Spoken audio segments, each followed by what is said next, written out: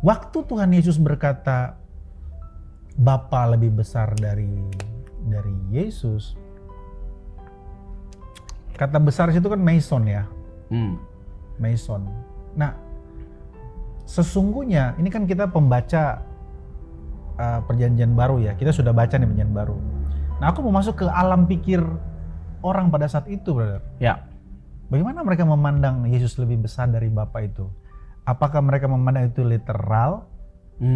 Bahwa Yesus memang Allah kecil dan Bapa lebih besar? Apakah memang literal begitu? Ya. Atau bagaimana mereka memandangnya? Dan kalau Yesus, kita katakanlah Yesus itu sehakikat dengan Bapa, dia juga Allah.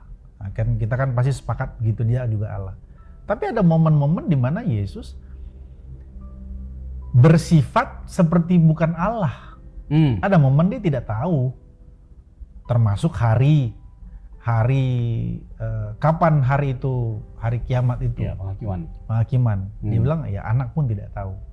Nah ini kemudian bisa diafirmasi bahwa ya Yesus sesungguhnya tidak semaha tahu seperti Allah, bahwa Allah itu maha tahu. Itu Matius pasal yang ke-24 ayat 26. Aku mungkin ke sana. Ya, kita mulai dari Yohanes pasal yang ke-14 tadi ayat 28 ya. Bahwa pernyataan Yesus langsung, Bapa lebih besar daripada aku. Kalau kita jadi menyimpulkan Yesus jadi tidak Allah karena pernyataan itu akan menabrak keseluruhan dari Injil Yohanes atau secara khusus pasal yang ke-14. Karena kesimpulan Yohanes pasal yang ke-14 itu bukan di situ. Bukan hendak mengatakan bahwa Yesus tidak Allah, bukan hendak mengatakan Yesus tidak setara dengan Bapa, bukan sedang mengatakan bahwa Yesus tidak satu hakikat dengan Bapa. Tetapi nanti kita berikan makna dalam pengertian apa pernyataan Yesus itu. Yang tadi megas atau meison. Nah, kenapa kita bilang bahwa teks itu tidak cocok ya kita pakai untuk membantah keilahan Yesus? Karena justru Yohanes pasal yang ke-14 sebelum sampai ke ayat 28, ayat 1 sampai 27, kita bisa melihat ada banyak indikasi-indikasi yang menunjukkan Yesus itu lebih dari sekedar manusia. Misalnya ayat yang sangat umum, brother. Yohanes 14 ayat yang ke-6. Ya. Akulah jalan kebenaran dan hidup. Itu cukup bagi kita untuk menyimpulkan bahwa dia lebih dari sekedar manusia. Siapa Yesus sehingga dia mengklaim bahwa dia adalah jalan? Dia bukan penunjuk jalan. Dia mengklaim dirinya sebagai jalan. Jalan keselamatan dia. Jalan kepada kehidupan dia.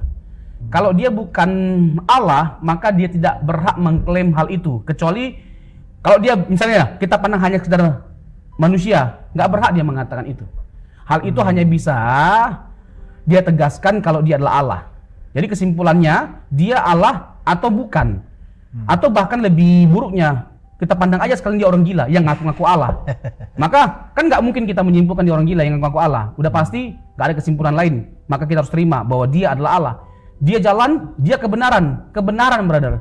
Biasanya para nabi, kalau mereka hendak menafsirkan sebuah Taurat, mereka akan merujuk kepada para penafsir pendahulunya atau minimal para rabi.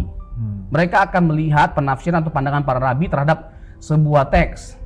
Tetapi Yesus sang kebenaran, dia bukan hanya punya murid yang menegaskan bahwa dia layak disebut sebagai guru, tapi lebih dari sekedar guru.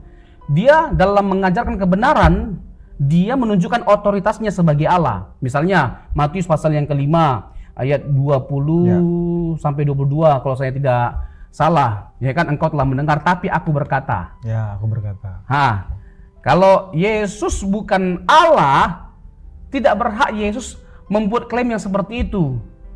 Tetapi aku berkata, ini kan mata ganti mata, gigi ganti gigi dan sebagainya macamnya. Tapi aku berkata, itu berulang kali Yesus tegaskan. Misalnya membunuh itu secara fisik.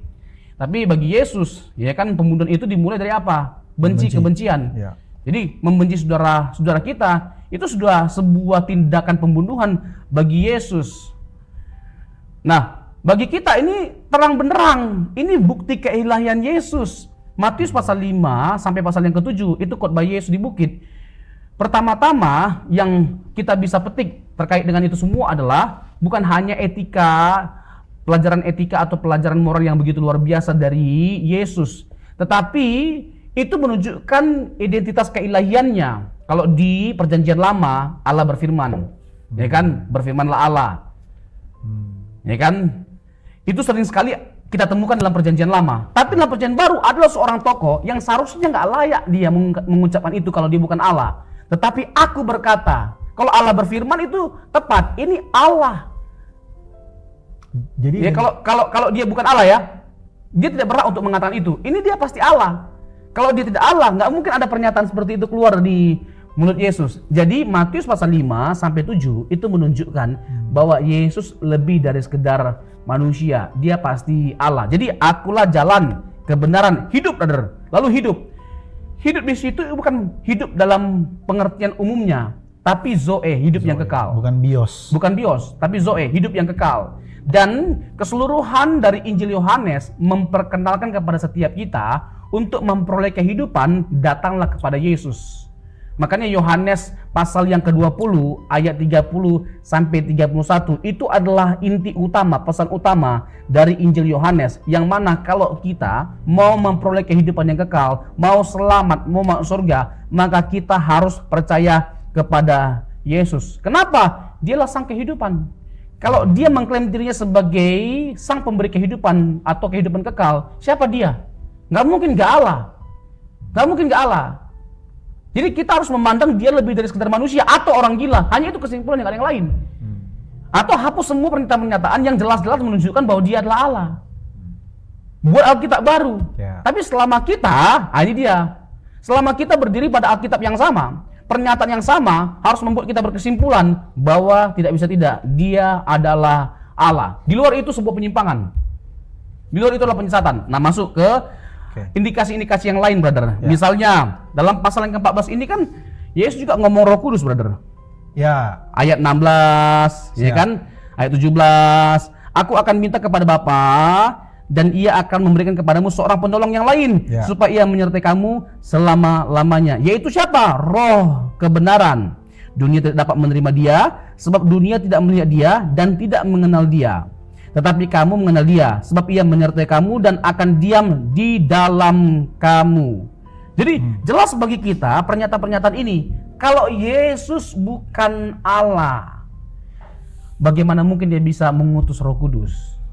Ya. Yang akan tinggal di dalam diri setiap kita yang percaya kepada Yesus.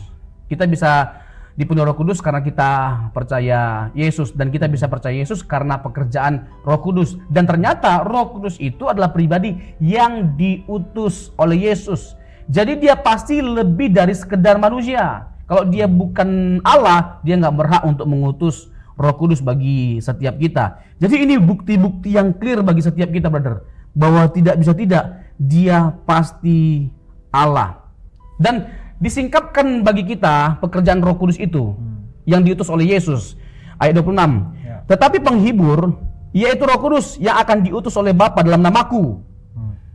Jadi ada otoritas Yesus karena Bapa akan mengutus Roh Kudus dalam nama Yesus. Dialah yang akan mengajarkan segala sesuatu kepadamu dan akan mengingatkan kamu akan semua yang telah kukatakan kepadamu.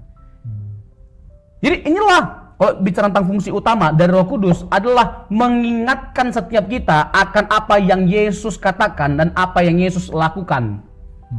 Apa karya utama dari Tuhan kita Yesus Kristus? Memperkenalkan Bapa udah pasti, tapi menyatakan keselamatan yang menjadi agenda ilahi dalam kekalan. Agenda Tritunggal, Bapa sebagai sang perencana, Yesus sebagai eksekutor, dan Roh Kudus yang mengaplikasikan karya keselamatan itu bagi setiap kita. Jadi nggak mungkin dong Yesus hanya sekedar manusia biasa. Sejauh ini loh, Alkitab memberikan kepada kita informasi tentang dia. Dia yang mengutus Roh Kudus bagi setiap kita. Puncaknya ayat 28, brother. Siap. Kamu telah mendengar bahwa aku telah berkata kepadamu, aku pergi, tetapi aku datang kembali kepadamu. Sekiranya kamu mengasihi aku, kamu tentu akan bersukacita karena aku pergi kepada Bapakku, sebab Bapa lebih besar daripada aku. Jadi dalam konteks apa? Sekali lagi, brother, nggak mungkin dong. Tadi kan kita udah lihat kan, nggak mungkin dalam pengertian bahwa dia tidak Allah. Ya. Kita artikan, pasti ada yang lain. Karena kalau kita bilang dia tidak Allah dengan ayat ini, bertabrakan dong dengan ayat tadi. Dengan penjelasan tadi dari pasal 14 loh ini, belum keseluruhan Injil Yohanes loh, apalagi keseluruhan dari Alkitab. Nah, kita kan nggak boleh kan menafsirkan satu ayat lalu bertabrakan dengan ayat-ayat yang lainnya dengan konteks itu. Nah, lalu kita mencoba untuk mencari tahu apa maksud dari kata lebih besar. Dalam bahasa asli, bahasa Yunani, itu meson atau megas. Lebih besar dalam pengertian apa? Dalam pengertian fungsi atau jabatan. Misalnya saya dengan Pak Prabowo, secara fungsi jabatan siapa yang lebih besar? Udah pasti Pak Prabowo.